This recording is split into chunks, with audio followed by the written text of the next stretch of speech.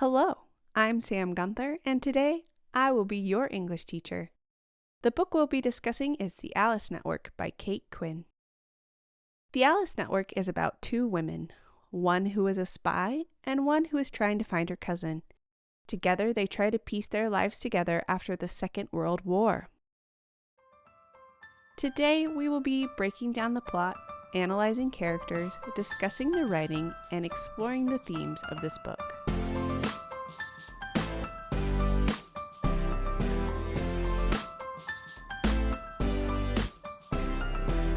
The central conflict of this novel is how does life continue after war? Each character has their own journey to forge through, but in the resolution we see that each character has found their way to cope with the trauma they faced and become whole people again. And most of Eve's journey happens during World War I, so we have a 30-year time jump between the end of World War II and the middle of World War I. However, Eve's journey is the most exciting considering that she's a spy. Although Lily does say, to tell the truth, much of this special work we do is quite boring. I think that's why women are so good at it. Our lives are already boring. Nothing that the spies do is actually pretty boring. It gives these women a reason to live. Being recruited to be a spy by the handsome Captain Cameron, Eve is sent to France and is established in France by the famous Lily, head of the Alice Network. Eve is established as a spy at the restaurant Le Latte, run by a collaborator, and many German military leaders also frequent this restaurant.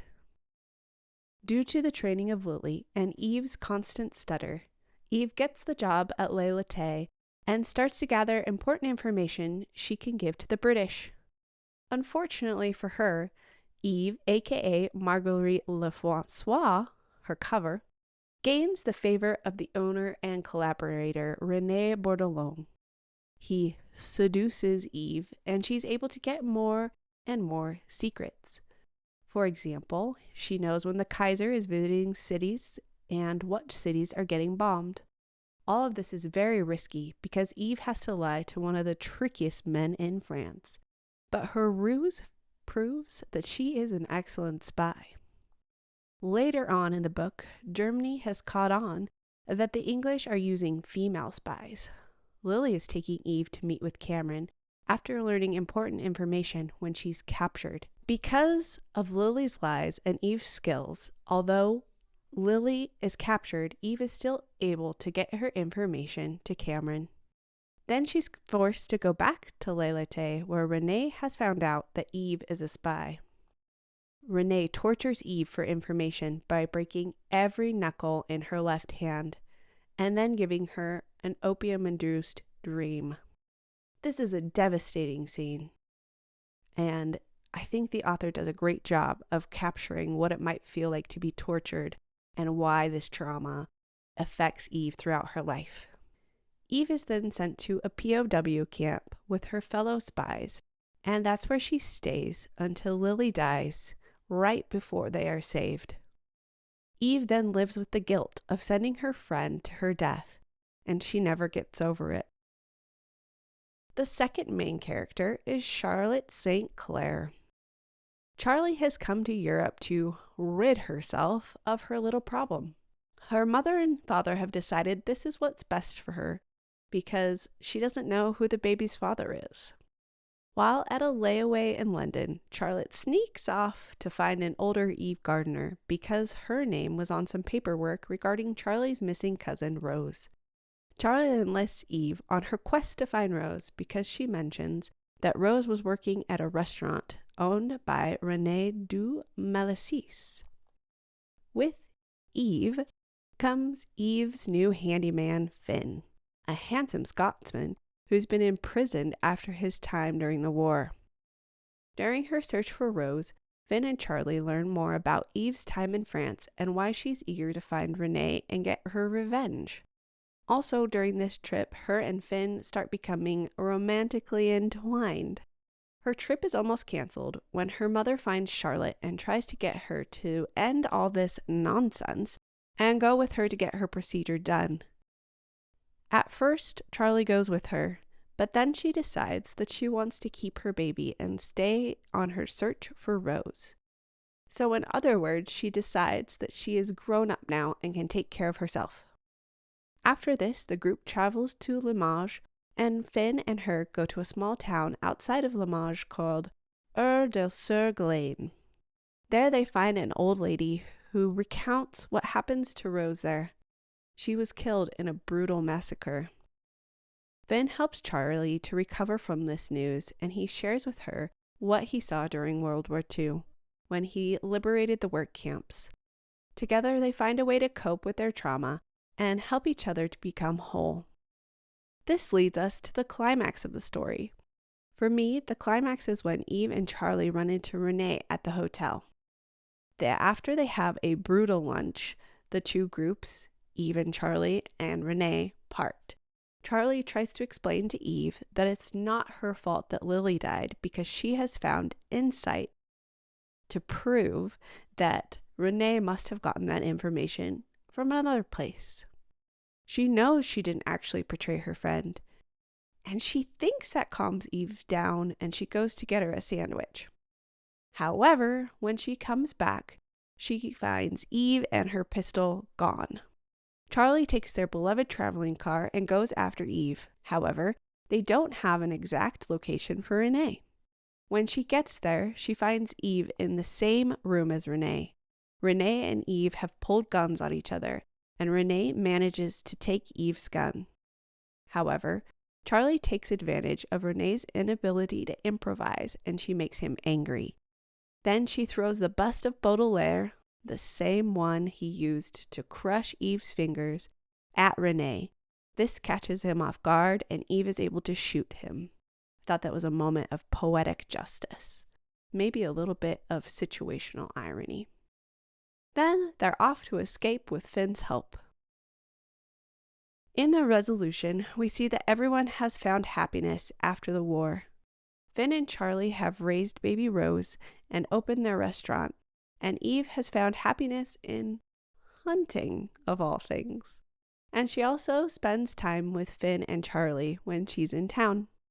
So the resolution to the conflict is that in order to deal with your trauma, you have to face it head on. Also, you shouldn't do this alone. None of the characters in this book would have found peace if it weren't for the other characters. The three main characters in this book help each other to find happiness. Now let's move to characterization. The first character I would love to unpack is Charlie. Now it appeared that Charlie is the main character of this novel since her narrative is in first person. This was an interesting choice for the author to have made, to put the book in Charlie's perspective in first person and Eve's in third person. Maybe it's Charlie telling Eve's story, or maybe it's because Charlie's story happens to be in the present, but she gets to be in the first person. I'm not sure why the author chose to do this. However, it does make it easier to jump from time to time because you can quickly tell by the perspective what time period we're in. I think that Charlotte's character shows a tremendous amount of growth throughout the novel. At the start of the book, Charlie is obnoxious. She doesn't know what she wants, and she's terrible at expressing the things she needs. Her experiences with Eve and Finn help her to understand that she is stronger than she thinks. Through Eve, she learns the power of confidence and courage. And with Finn, she learns that she is in charge of her own destiny. By the end of the novel, Charlie is a much more likable character, and she's really someone who can hold her own. Eve's character changed not only from a young woman to an old woman, but from a scared secretary to someone who knows how to make a difference. Her growth happens as she becomes a spy and learns to use her stutter as a weapon. She also stays true to her friends, even when she's in the most pain she's ever been in. However, she seems to have regression once the war is over, and she doesn't have a place. Also, her belief that she betrayed her friend and mentor destroys her. Meeting Charlie helped her to find herself again. She was able to meet her fear, aka Renee, head on and put him in her path. Also, thanks to Charlie, she's able to make amends with her guilt and forgive herself. So both of the characters mirror each other in growth. By finding each other, they are able to fix each other's weaknesses. Charlie finds a mentor who's not afraid of what people think of her and teaches her that it's okay to live a life outside the social norms. And Eve finds a friend who helps her to find the truth and to defend herself just like Lily did. These two complete each other quite nicely. Now, I love Finn, but he isn't quite as fun as Renee, so we will be brief. He's really such a good guy. I love this quote that captures him. What I mean is, it's not a matter of age. There are boys age 50 and men age 15. It's all in what they do, not how old they are. A boy messes up with a lass and he slinks off without fixing anything. A man makes a mistake, he fixes it, he apologizes. To me, Finn is a pretty static character. He remains the same throughout the book. However, I do think his relationship with Charlie helps him to heal from the trauma. This, I believe, is a reflection of Charlie's brother. Charlie wasn't able to save her brother, but she is able to save Finn, and together they are able to build that family that Charlie always needed. Renee is another stagnant character, so stagnant, in fact, that it makes him easy to track down. However, he's such a good bad guy. Renee is a man who enjoys the finer things in life, and he's not afraid to do morally questionable things to get what he wants. So young Marguerite seems like a strange choice for Renee, but I guess he can feel like he can mold her. He can be in control of the situation between he and Marguerite, and he loves that. Renee's fascination with Baudelaire shows his true character. He loves to live on the edge and delve into the deep end. However, Eve was able to best him. This is interesting because he doesn't seem like a man who would fall for a trap. However, his hubris gets the best of him. You know that his time with Eve broke him because he cannot trust anyone after that. Also, the way he treats Eve when he finds out shows that he is so embarrassed. Renee is the best bad guy for this book because there are no good attributes about him. He never self-reflects and grows. He just keeps falling into the same trap over and over again. Now let's move to themes. The first topic we're going to cover is resilience and courage. Throughout the novel, we see each of these characters dealing with things that scare them, but instead of giving into their fears and backing down, they rise up to face their demons. This is clear in this quote. What did it matter if something scared you when it simply had to be done? We see Eve overcoming her fears many times as a spy, but our fears aren't always so exciting, which is why I love that the author gives us Charlotte in contrast. Charlie's fear is disappointing her parents. She's a real people pleaser. However, she stands up to her mother and chooses to keep her baby. This is a very brave moment for an unwed mother who has lived a very cushy life. I think that in this book, the author is trying to teach us that bad things are going to happen in our lives. This is inevitable. But we can have the strength to overcome anything that scares us. This lesson is learned in the climax of the book when Eve is able to defeat Renee and when Charlotte is able to stand up for herself. The second topic covered in this book is feminism. Women are a powerful force in this book. We first see this with the power of the Alice Network. The most important spy unit was run by a woman. Lily is a force, and she leads by example. My favorite example of this is when they are thrown in prison and Lily leads a strike. She knows the power of women in the work camp and uses this against the Germans. Even when she has been beaten, she still fights. Throughout the book, Quinn points out the disparity between men and women and how much privilege men have. We notice this through the male spies and how they interact with the female ones. Her characters make subtle observations about the disparity throughout this book.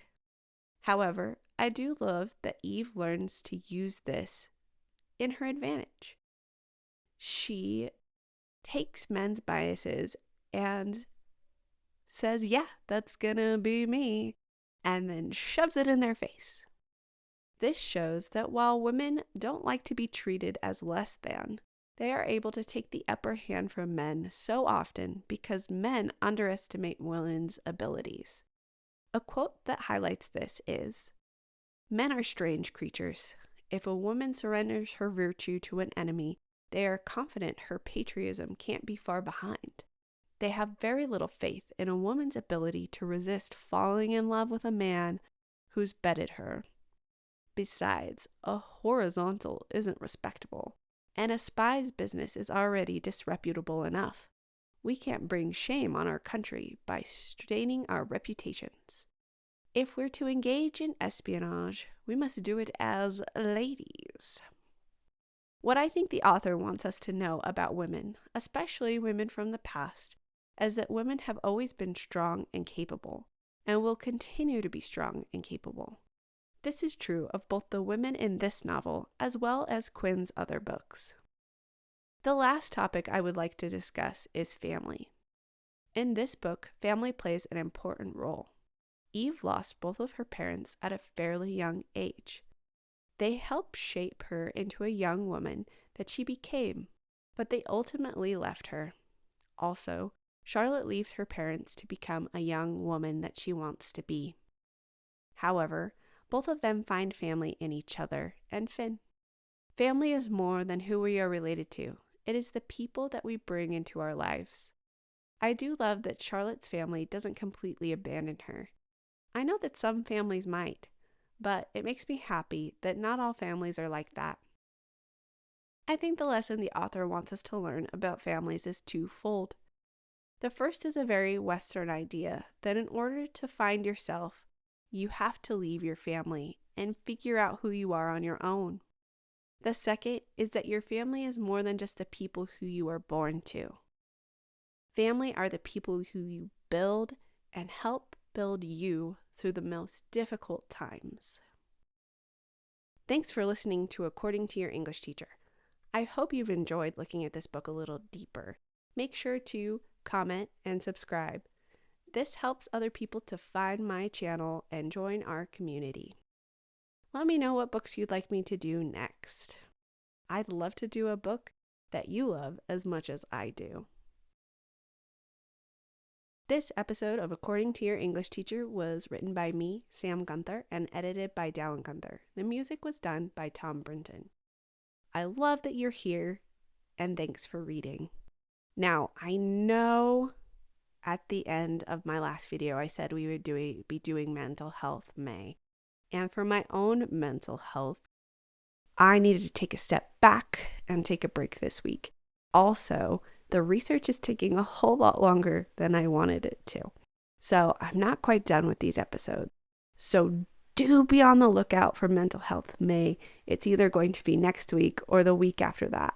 We definitely for sure are going to be looking at Just for the Summer by Abby Jimenez. And then we'll do some deep dives into Sarah J. Maas and Brandon Sanderson. So those are some things to look forward to as we dive into Mental Health Month. I do think this book is great for Mental Health Month though, because it does talk about PTSD and the trauma that you incur and how if you build a community, you can overcome that. Anyway, thanks for being here and happy reading.